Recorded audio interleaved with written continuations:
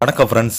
இந்த வீடியோவில் நம்ம என்ன செய்தி பார்க்க போகிறோம்னா, டி இமான் துரோகம்னு சொன்ன வார்த்தைகள் ரணம் இன்னும் மனசில் இருக்குது போல்.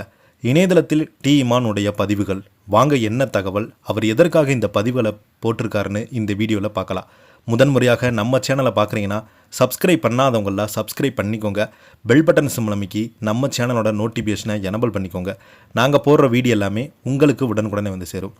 தமிழ் திரையுலகில் முன்னணி இசையமைப்பாளர்களில் ஒருவராக திகழும் டி இமான் தனது இசையால் மட்டுமல்லாமல் உணர்வுகளை நேரடியாக வெளிப்படுத்தும் பேச்சாலும் ரசிகருடைய கவனத்தை ஈர்த்து வருபவர். தேசிய விருது பெற்ற இசையமைப்பாளர் அவர். பல முன்னணி நடிகர்களுடைய வெற்றி படங்களை உயிரூட்டியவர் என்ற பெருமையும் பெற்றிருக்கிறார். இந்த நிலையில் சமீப காலமாகவே சமூக வலைதளங்களில் அதிகம் பேசப்பட்டு வரும் துரோகம் குறித்து கேள்விக்கும் தேசிய விருது தொடர்பான சர்ச்சைகளும் அவர் அளித்துள்ள பதில் தற்போது கவனம் பெற்று வருகிறது.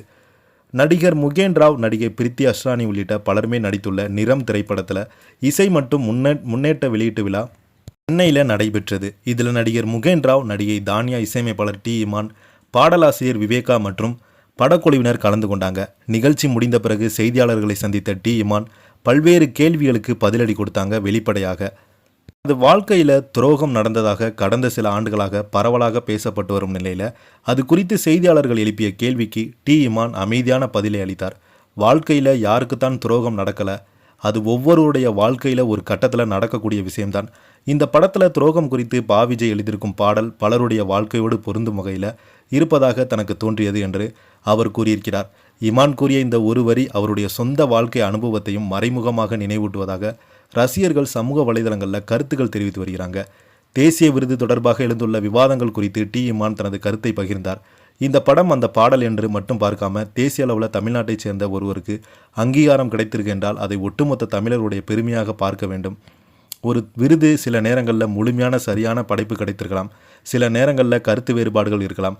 ஆனால் ஒரு கலைஞர் எங்கிருந்து வந்தார், அந்த படத்தை அடைய எவ்வளவு உழைத்தார் என்பதை பார்க்க வேண்டியது அவசியம்.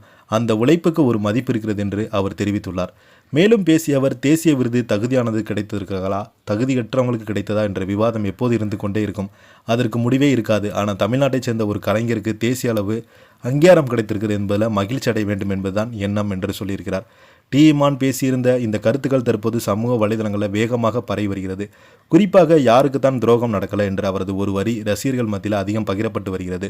அதே நேரத்தில் தேசிய விருது குறித்து எந்த சர்ச்சையும் பெரிதாமல் தமிழருடைய சாதனையாக பார்க்க வேண்டும் என்று அவரது அணுகுமுறைகள் பலருமே பாராட்டுகள் தெரிவித்து வருகிறாங்க. இப்போ பார்த்தீங்கன்னா இவர் பேசிய வீடியோ மீண்டும் சர்ச்சையை ஏற்படுத்தியுள்ளது. இந்த செய்தியை பற்றி நீங்கள் என்ன நினைக்கிறீங்கன்னு கீழே உள்ள கமெண்ட் பாக்ஸில் மறக்காமல் பதிவிடுங்க. இந்த வீடியோ உங்களுக்கு பிடிச்சிருந்தால் லைக் பண்ணுங்கள், ஷேர் பண்ணுங்கள். நன்றி, வணக்கம்.